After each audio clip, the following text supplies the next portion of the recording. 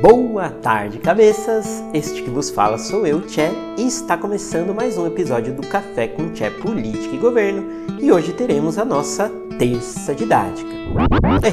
Peraí!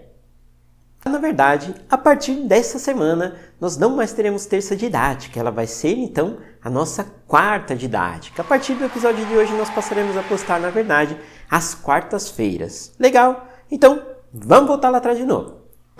Boa tarde, cabeças! Este que vos fala sou eu, Tchê, e está começando mais um Café com Tchê Política e Governo, e o tema da nossa quarta didática, essa semana vai ser Câmara e Senado. Para que existem eles dois?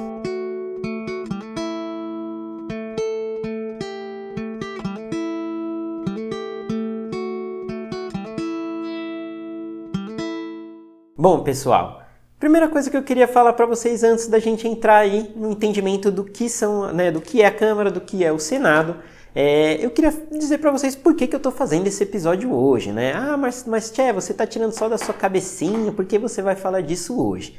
E, na verdade, eu resolvi falar sobre esse tema porque, o ano que vem nós teremos eleições gerais, E aí nós todos, a população brasileira, de 4 em 4 anos, votamos aí, além de em outros cargos, para deputado federal e para senador, Para a Câmara e para o Senado. Mas eu aposto que se eu perguntar aí para a maioria de vocês o que é que eles fazem, o que eles fazem no Senado, o que eles fazem na Câmara, vocês vão responder pura e simplesmente leis. Fazem leis, claro, ninguém está errado, mas eles fazem muito mais e tem muito mais coisa que envolve ali a atuação dessas duas casas. Beleza? Então a motivação é isso, para a gente entender, o que vai acontecer com os projetos de lei mesmo? Às vezes a gente ouve, ele foi aprovado na Câmara. Aí a pessoa acha que o projeto já vai virar lei, mas na verdade ele ainda vai para o Senado e vice-versa. Ou se não, foi aprovado na Câmara, foi aprovado no Senado, já virou lei, Como é que faz? O que acontece com esse trâmite e tudo mais? Então, muitas vezes a gente tem essas dúvidas e acho que um pouquinho por causa delas que eu resolvi fazer esse episódio para a gente entender melhor como que funciona o trâmite dos projetos de lei referente, na verdade, à existência de duas casas legislativas. Legal? Então, primeira coisa que a gente precisa saber antes de mais nada, não vamos começar a correr, na verdade, freia um pouquinho e espera. Primeira coisa, que eu acho que todo mundo, no mínimo, osmoticamente já sabe, ou outras pessoas conscientemente, mas é preciso saber que o Senado, a existência do Senado só se dá em âmbito federal. E eu não sei se você já percebeu isso, mas o nosso município não tem Senado. O nosso estado não tem Senado. Só tem Senado lá no âmbito federal, lá em Brasília, Então essa é a primeira coisinha que a gente não pode esquecer. Bicameralismo, que é o que a gente vai falar aqui nesse episódio de hoje, ou seja, a existência de duas câmaras, ela só se dá em âmbito federal. Próxima coisa importante para a gente falar antes de seguir é que o objetivo desse episódio, dessa quarta didática, não é necessariamente você entender minuciosamente como funcionam os trâmites de aprovação de leis, de projetos de lei e tudo mais. Isso eu vou fazer um episódio à parte para falar sobre como funciona na Câmara e sobre como funciona no Senado. É meio parecido, Mas a ideia aqui é entender o funcionamento como um todo do processo legislativo, considerando que existem duas casas legislativas aí no âmbito federal. Beleza? Então vamos lá, começando. Estou com a minha colinha aqui para não me perder. E a primeira coisa que a gente precisa saber, caso vocês não saibam, é que o Brasil tem um sistema legislativo federal bicameral. Então isso significa nada mais nada menos que nós temos duas casas legislativas, como eu já falei para vocês.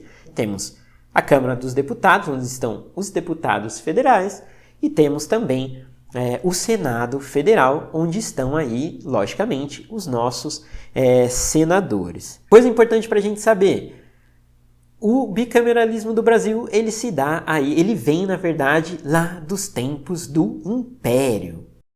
Independência ou morte! Então, como vocês podem ver, não é nada novo, Mas a Constituição Federal, de 88, ela veio aí regulamentar, deixar um pouquinho mais claro a atuação de cada uma das casas legislativas, beleza? Além disso, é importante saber uma curiosidade que o bicameralismo não é uma coisa simplesmente exclusiva do Brasil, hoje em dia mais de 60 países no mundo utilizam sistemas bicamerais, pelo menos a nível federal. Outra coisa importante para a gente saber, pessoal, é que o modelo bicameral ele se baseia aí num modelo inglês, né? Num modelo bem antigo inglês. E esse modelo existiam duas câmaras que não necessariamente eram Senado e Câmara, né? Mas era na verdade um modelo em que existiam dois grupos ali, né? Um representando os interesses mais da oligarquia, né?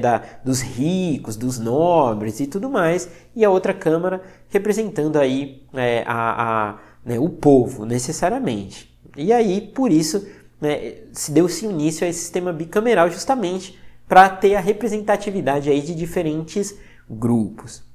E é importante dizer que hoje em dia, né, o bicameralismo ele é sustentado principalmente pela ideia de você ter uma casa que faz e uma que revisa, né, em ambos os casos, né, tanto quando a Câmara faz um projeto de lei, o Senado revisa, quando o Senado faz, a Câmara revisa, mas principalmente num esquema aí de dissolver a pressão e da gente ter um modelo aí de legislativo, vamos dizer assim, um pouco mais com frios e contrapesos, né? Frios e contrapesos. Outra coisa importante que a gente precisa saber antes da gente seguir necessariamente. Nós estamos aqui num modelo, né, de 3 poderes no Brasil. Então nós temos ali o poder executivo, o poder legislativo e o poder judiciário.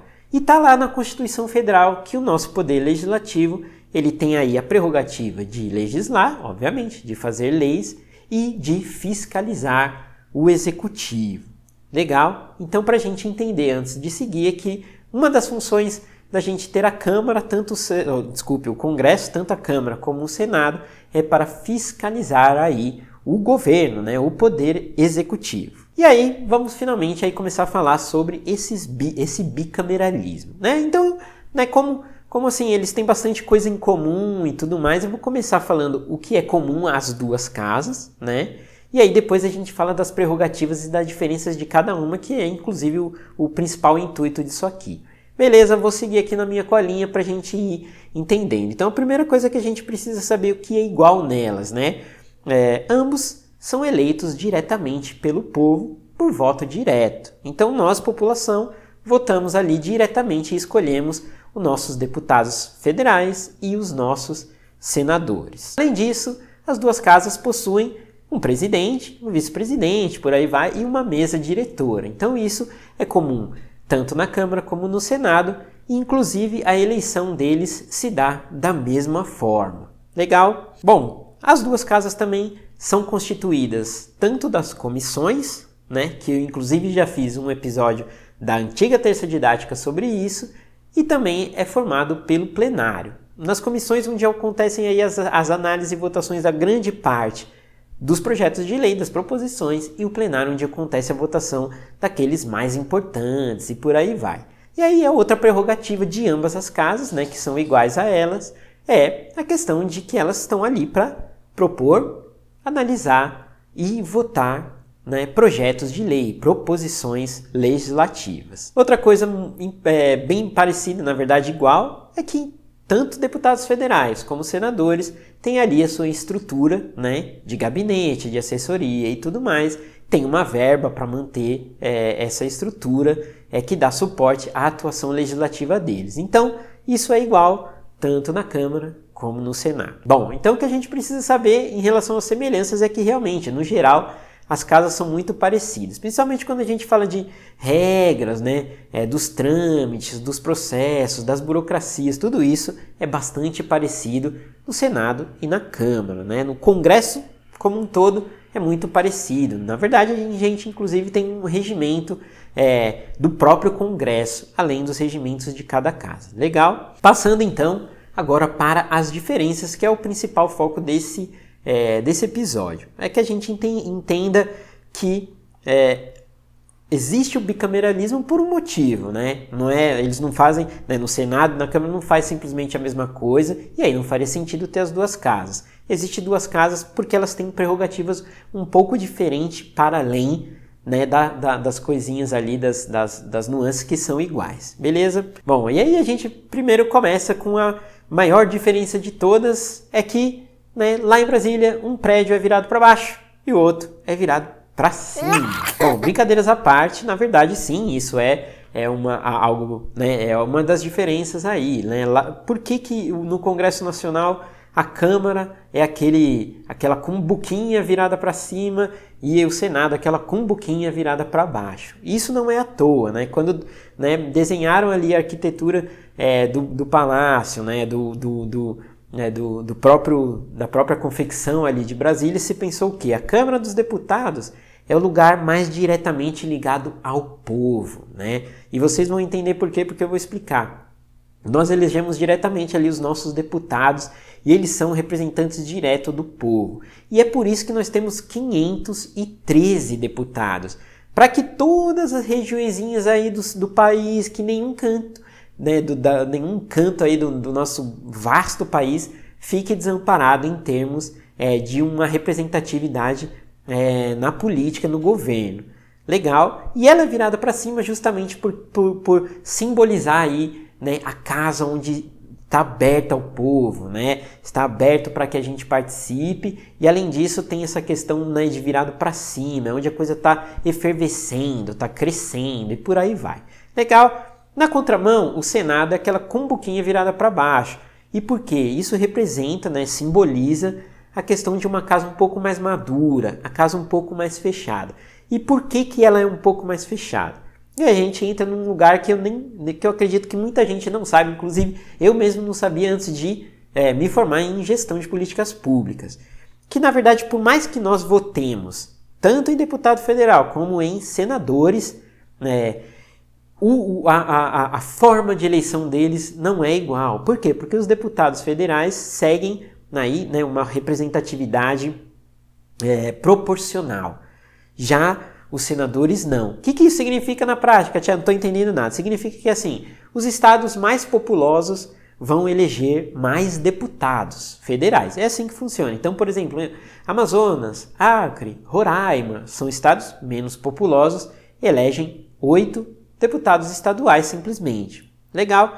Agora São Paulo, por exemplo, o estado mais populoso, elege 70 deputados federais. Né? Isso significa que os estados mais populosos têm mais representatividade ali no Congresso na Câmara, e faz sentido.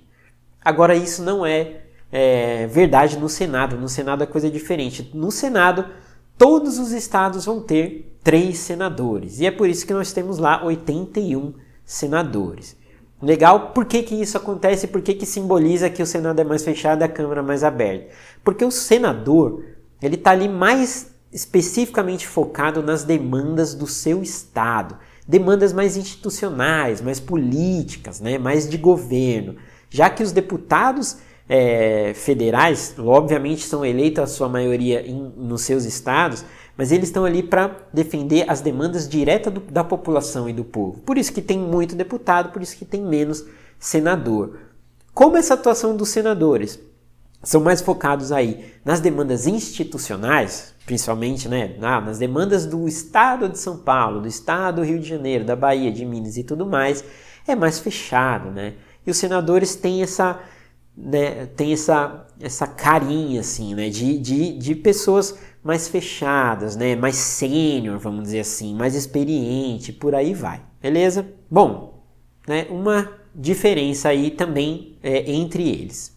Em relação ao processo de impeachment. No geral, então, a análise de leis, proposições, funcionamento das comissões e por aí vai, isso é muito parecido nas duas casas e ambas fazem. Legal? Processo de impeachment, como que ocorre? Está lá na Constituição que é prerrogativa da Câmara dar início ao processo de impeachment. Então a gente precisa entender que a Câmara não vai votar um impeachment, dizer se vai impeachment um presidente, um ministro ou qualquer coisa. Na verdade, ele inicia o processo e quem vai aprovar ou não o impeachment vai ser justamente o Senado. Então essa é uma grande diferença, né? Porque, e aí a gente tem o último episódio aí, por exemplo, do impeachment da ex-presidente Dilma, né? E ali aquele grande dia dos discursos, né? A sessão parlamentar mais longa da história foi essa em que ali ficaram discursando pessoas a favor do impeachment, pessoas contra o impeachment, parlamentares, deputados federais, aquela grande algazarra, até com confetes e tudo mais, né?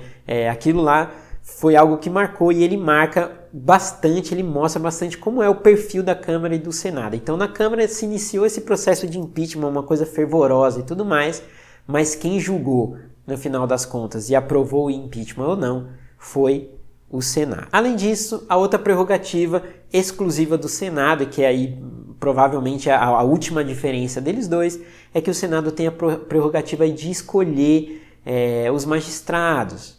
Ministro do Tribunal de Contas, o Procurador-Geral da República, né? A sabatinar os ministros do STF, e por aí vai. Então é prerrogativa deles escolherem os magistrados. Além disso, também é prerrogativa do Senado, inclusive, escolher aí embaixadores, sabatinar embaixadores, aprovar, né, a escolha, a nomeação de pessoas públicas relacionadas à política internacional. Então, beleza, gente. Eu acho que, no geral, é isso que a gente precisa entender, né? Elas casas, então, são em relação ao funcionamento, são muito parecidas, a configuração é bem diferente e eles também têm prerrogativas aí um pouquinho diferentes.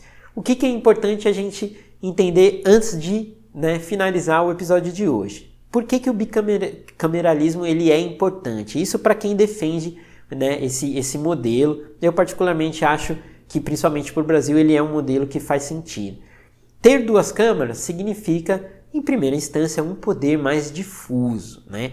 Tendo duas casas, uma que analisa e uma que revisa, né, a possibilidade de sofrer influências, pressões e tudo mais é menor, né? E não que seja menor, mas, né, o jogo de poder ele se dá de uma maneira um pouquinho mais equânime, vamos dizer assim, né? Porque você tem atuação tanto da Câmara e tanto do Senado.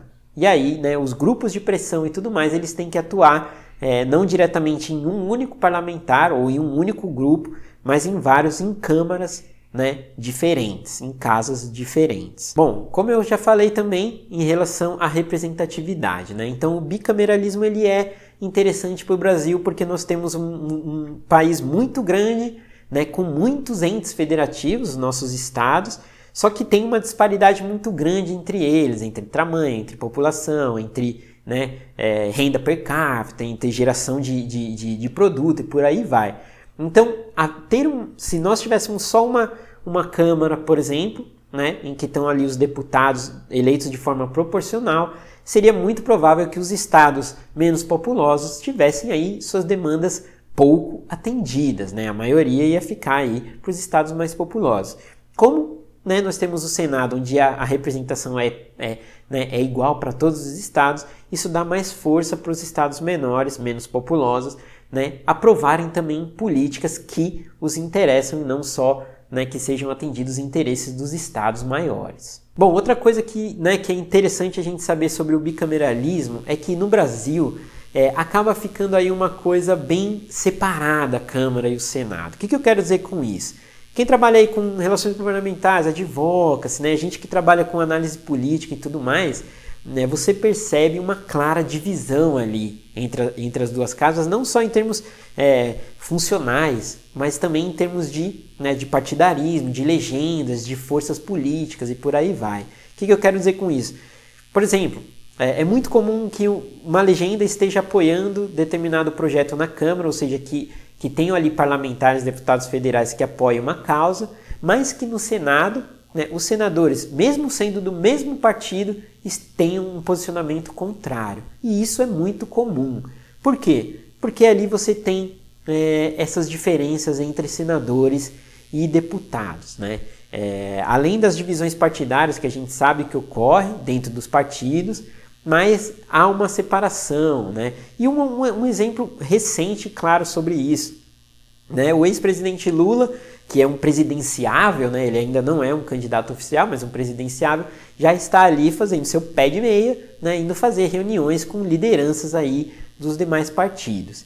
E uma das lideranças que o Lula está se encontrando são com as lideranças do MDB, né?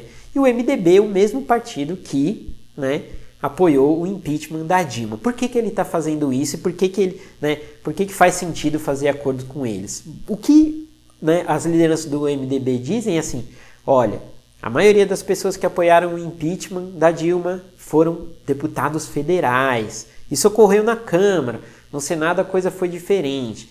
Então, para você ver como, né, há uma forte e uma nítida distinção, né, entre o Senado e a Câmara. Bom, pessoal, e é assim então que eu termino o Café com Tchê Política e Governo dessa quarta-feira. E agora começando a nossa quarta didática. Espero que vocês tenham gostado. Esse episódio está sendo transmitido tanto nos streamings do podcast como também no YouTube. Beleza? Espero vocês então na sexta-feira lá no podcast e agradeço muito a audição.